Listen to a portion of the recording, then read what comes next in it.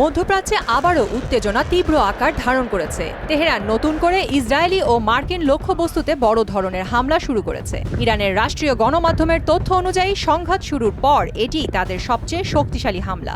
Israeli সেনাবাহিনী জানায়, Iran থেকে ছোড়া বেশ কয়েকটি ক্ষেপণাস্ত্র শনাক্ত করা হয়েছে। পরিস্থিতি নিয়ন্ত্রণে থাকায় নাগরিকদের আশ্রয় কেন্দ্র থেকে বের হওয়ার অনুমতি দেয়া হয়েছে। এদিকে উপসাগরীয় অঞ্চলেও উত্তেজনা ছড়িয়ে পড়েছে। সংযুক্ত আরব আমিরাতের উপকূলে একটি বাণিজ্যিক জাহাজে অজ্ঞাত প্রজেক্টাইল আঘাত করেছে।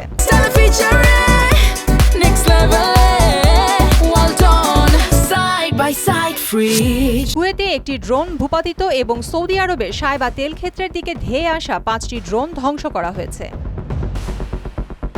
এমন হামলা পাল্টা হামলার কারণে উদ্বেগ বাড়ছে অর্থনৈতিক এবং রাজনৈতিক পরিস্থিতি ঘিরে। জাতিসংঘের বাণিজ্য ও উন্নয়ন সংস্থা আঙ্কটাডের মতে পরিস্থিতি আরও জটিল হয়ে উঠতে পারে। কৌশলগতভাবে গুরুত্বপূর্ণ হরমুজ প্রণালী বন্ধ হয়ে গেলে বিশ্বজুড়ে জ্বালানি, সার ও পরিবহন ব্যয় বাড়বে।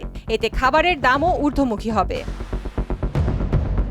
অন্যদিকে প্রেসিডেন্ট ট্রাম্প ইরানের মাটিতে মার্কিন সেনা মোতায়েন করতে পারেন বলে আশঙ্কা জানিয়েছেন যুক্তরাষ্ট্রের ডেমোক্র্যাট সিনেটররা। তারা বলেন, রাশিয়া ইতোমধ্যে ইরানকে গোয়েন্দা তথ্য দিয়ে সহায়তা করছে এবং চীনও এতে জড়িয়ে পড়তে পারে। সব মিলিয়ে মধ্যপ্রাচ্যের পরিস্থিতি ক্রমেই জটিল হয়ে উঠছে এবং বিশ্বজুড়ে এর অর্থনৈতিক ও নিরাপত্তাজনিত প্রভাব পড়ার আশঙ্কা তৈরি হয়েছে। প্রিয়াঙ্কা নিতু, মোহনা সংবাদ।